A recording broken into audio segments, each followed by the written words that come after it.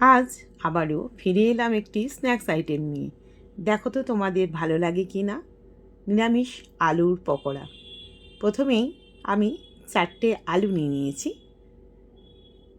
আলুগুলো ছুলে নেব। হ্যালো বন্ধুরা, আমি তোমাদের বন্ধু চৈতালি চক্রবর্তী আবারও ফিরে এলাম ছোট্ট একটা রেসিপির সঙ্গে। দেখো তোমাদের কেমন লাগে, অবশ্যই কমেন্ট করে জানিও। প্রথমেই আলুটাকে ছোট ছোট করে পিস করে কেটে নেব।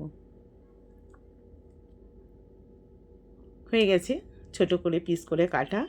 এরপর আরও যে দুটো আলু আছে সেই আলু দুটোকে গ্রেট করে নেব। এইদিকে আমি লঙ্কাও কুচিয়ে নিয়েছি, আদা নিয়েছি, সব রেডি।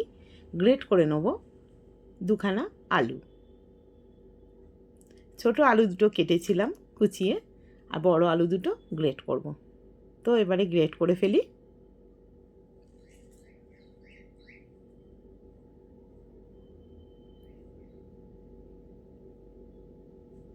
হয়ে গেছে গ্রেট করা,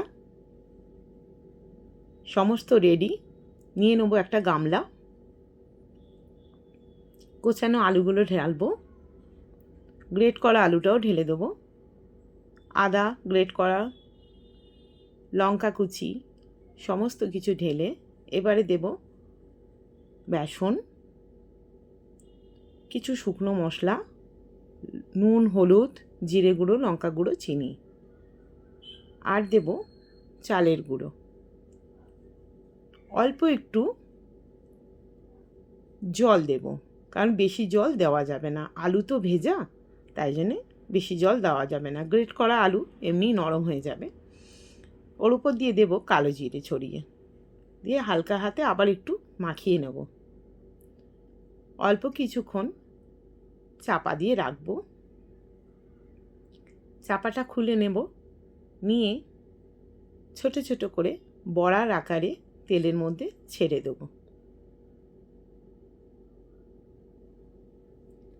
একইভাবে প্রতিটা ছাড়ব।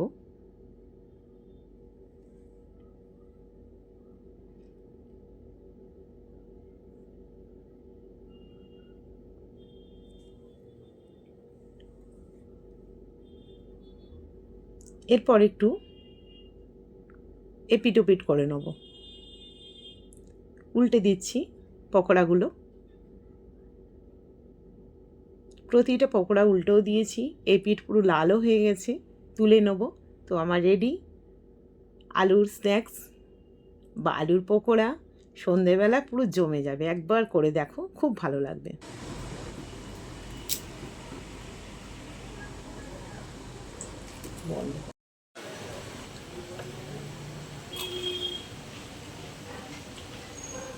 খুব ভালো